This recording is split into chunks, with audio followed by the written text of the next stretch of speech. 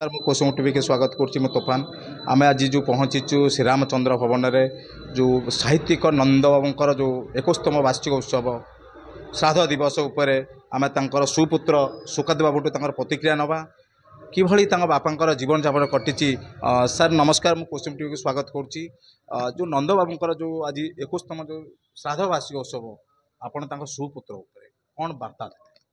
कवि नंदकिशोर सामलकर ओडिशा भाषा साहित्य को यथेष्ट अवदान अच्छी मु जहाँ अनुभव करे 1963 मसीह लिखित कविता आम घर चली आसला ये रिसेंटली 19 मसीह बहरु बाहर कर देछंती हारारी कालजयी कविताटी 60 वर्ष पाखापाखि थिला। यही कवितार परे परे तांकर अन्य एक गद्य थिला द्वितीय श्रेणी पढ़ा होता आम महानदीर निज कथा से भी नहीं ओडिया टेक्स्ट बुक जोटा कहती बोर्ड रे जोटा चलुची शिक्षा ओडिया भाषा साहित्य तांकर लेखा एवं चतुर्थ श्रेणी माटी कविता अच्छी षष्ठ श्रेणी रे पादुका पूजा बोली तांकर गद्य गोटे गल्प पढ़ा होची आदिवासी कविता थिला सेटा एबे उठे देछंती क्लास 6 रु क्लास 6 रे आपनकर नॉन डिटेल स्टडी जोटा कहती एकांक गल्पमाला जोटा से प्रथम 4टी विषय अच्छी आपनकर कवि राधानाथ बाग्नी विश्वनाथ बी वर्मा एवं गोपबंधु ये 4टा विषय चलुची समुदाय तांकर एबे पाठ्यपुस्तक रे 6टी विषय स्थानित होइछि। ये कवि एते कालजयी कवि माने लेखा लिखिचंती ताहा आमे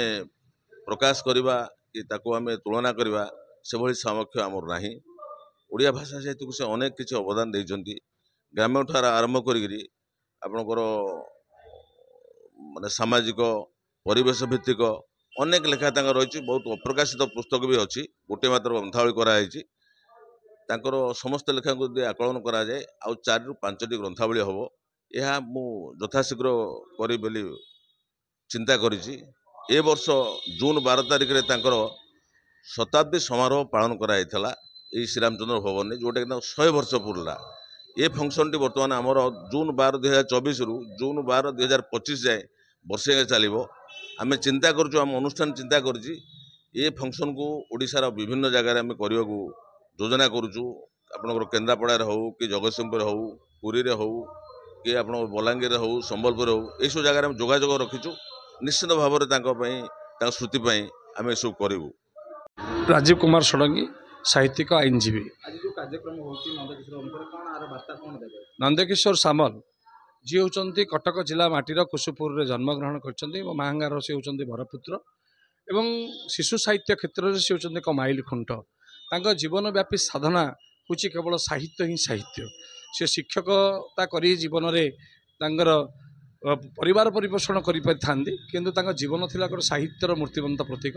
सी विरूपा नई ठारू आरंभ करी प्रकृति ठारू आरंभ करी तांका माटीर कथा ठारू आरंभ करी किया बोदा कइया अंचल जिते अच्छी गाँवर कथा ताको साहित्य प्रतिपोषण करते साहित्य प्रतिफलित करते से स्मृति को बंचाई रखापी प्रतिवर्ष श्रीरामचंद्र भवन में कार्यक्रम कर कार्यक्रम कथा हूँ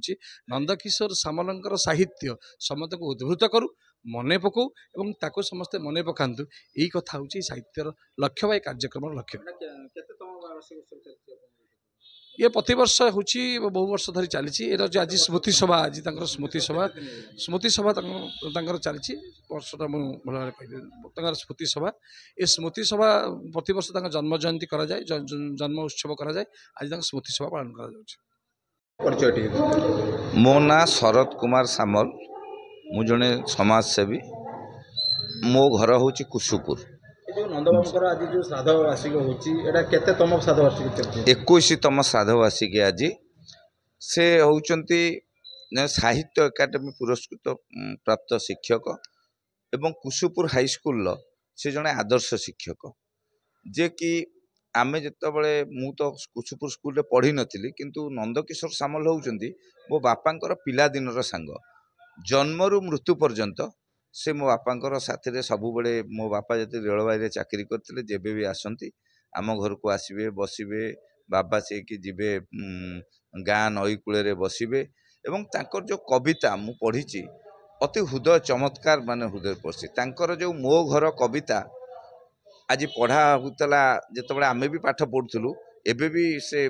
କବିତା ବୋଧେ ପଢ଼ା ହେଉଛି। ଏଇଠି ଆମର ରୋଷେଇ ଘର ସେଇ ଘର ଆମ ସଫାସୁତର ଏଇଠି ମା ଆମ ପରିବା କାଟେ ବେସର ବାଟେ ଜାଇର ଗଡ଼େ ଶାଗ ଖରଡ଼େ ଏଇ ଯେଉଁ କବିତା କେତେ ହୃଦୟସ୍ପର୍ଶୀ ନିଛକ ଗ୍ରାମ୍ୟ ଜୀବନର ନିଛକ ମାନେ ସତ୍ୟ ଘଟଣା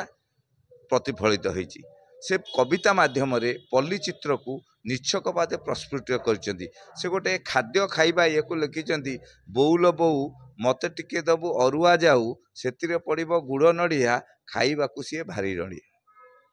ଏଇ ଯେଉଁ ନିଛକ ପଲ୍ଲୀ କବିତା ନନ୍ଦକିଶୋର ବଳଙ୍କ ପରେ କବି ନନ୍ଦକିଶୋର ବଳଙ୍କ ପରେ ନନ୍ଦକିଶୋର ସାମଲ ହେଉଛନ୍ତି ଦ୍ୱିତୀୟ କବି ଯେ କି ପଲ୍ଲୀ ଜୀବନର ଚିତ୍ରକୁ ଅତି ନିଛକ ଭାବେ ତାଙ୍କର ବହୁ ପୁସ୍ତକ ଅଛି। ମୁଁ ଆଜି ବି ଆମର ତାଙ୍କର ସୁପୁତ୍ର ସୁକୁମାର ସାମଲଙ୍କ ସାଙ୍ଗରେ କଥା ହେଉଥିଲି। ତାଙ୍କ ଯେଉଁ ଗ୍ରନ୍ଥାବଳୀ ମୋ ପାଖରେ କେତେ ବହି ମୁଁ କଲେକ୍ଟ କରିକି ରଖିଥିଲି ସେଇଟା ଯଦିଓ କିଛି ବହି ମିସ୍ ହେଇଛି ଆଜି ତାଙ୍କର ଗ୍ରନ୍ଥାବଳୀ ତାଙ୍କଠୁ ଆଣିବା ପାଇଁ। ଏବଂ ମୋ ପାଖରେ ଯେତେବେଳେ କବି ନନ୍ଦକିଶୋର ବଳ ମରିବାକୁ ଅଳ୍ପ ଦିନ ଥାଏ ମୁଁ ତାଙ୍କ ପାଖକୁ ଯାଇଥିଲି ଗୋଟେ ପଲ୍ଲୀ କବିଙ୍କ ଉପରେ ଗୋଟେ ରୂପକ ଲେଖେଇବାକୁ। ସେ ଯେଉଁ ତାଙ୍କର ରୂପକ ଲେଖିଥିଲେ ଅତି ଚମତ୍କାର ଭାବେ ସେ ରୂପକ ଆଜି ମଧ୍ୟ ତାଙ୍କର ସେ ହସ୍ତାକ୍ଷର ଲିଖିତ ରୂପକ ମୋ ପାଖରେ ସଂରକ୍ଷିତ ଅଛି। ନନ୍ଦକିଶୋର ବଳ ତାଙ୍କର ଜଣେ ଆଦର୍ଶ ଥିଲେ। ସେ ହୋଇଥିଲେ ପଲ୍ଲୀ କବି ନନ୍ଦକିଶୋର ଇଏ ମଧ୍ୟ ପଲ୍ଲୀ କବି ନନ୍ଦକିଶୋର। ନନ୍ଦକିଶୋର ବଳ ନନ୍ଦକିଶୋର ସାମଲ ଏ ହେଉଛି ମୁଁ ବାର୍ତ୍ତା ଦେବି ଯେ ଏବେ ଯେଉଁ ସହରୀ ସଂସ୍କୃତି ଗଢ଼ି ଉଠୁଛି ଗାଁର ନିଛକ ଇଏକୁ ଆମେମାନେ ଭୁଲି ଯାଉଛେ। ଗାଁର ଯେଉଁ ପ୍ରକୃତି ଚିତ୍ର ଯେଉଁ ଗାଁର ଆମ୍ବ ତୋଟା ଗାଁର ଯେଉଁ ନଈତୁଠ ଏସବୁ ଆମେ ଭୁଲି ଯାଉଛେ। ଏବେ ମଧ୍ୟ ଆମକୁ ସମୟ ଆସିଛି ସହର ଜୀବନରେ ଆମେ ଅତିବାହିତ କଲେ ସୁଦ୍ଧା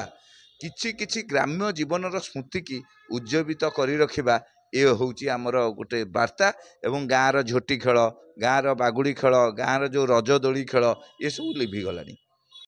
ଦେଖିଲେ ଯେଉଁ ଆମର ନନ୍ଦବାବୁଙ୍କର ଯେଉଁ 21ତମ ଯେଉଁ ଆମର